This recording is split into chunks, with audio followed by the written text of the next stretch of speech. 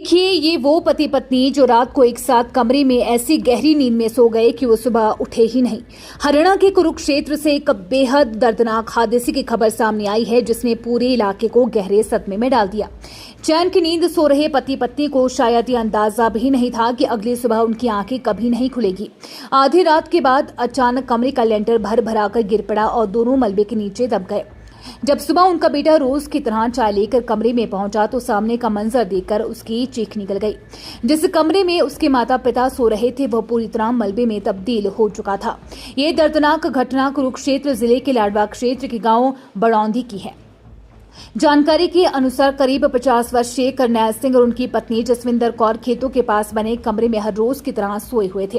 रात के दौरान अचानक कमरे का लेंटर गिर गया और दोनों मलबे के नीचे दब गए। हादसा इतना खतरनाक था कि उन्हें बाहर निकलने तक का मौका नहीं मिल सका।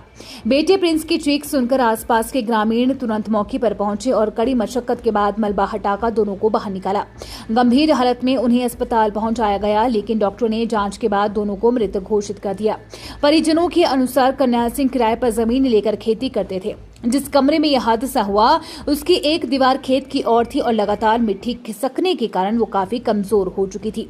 आशंका जताई जा रही है कि इसी वजह से पूरी छत अचानक भरभरा कर गिर गई। सूचना मिलते ही पुलिस मौके पर पहुंची, घटनास्थल का निरीक्षण किया और दोनों शवों को कब्जे में लेकर पोस्टमार्टम के लिए मॉर्चरी भेज दिया। पुलिस मामले की जांच कर रही है। ऐसे दर्दनाक हादसे ने पूरे गांव को गमगीन कर दिया है।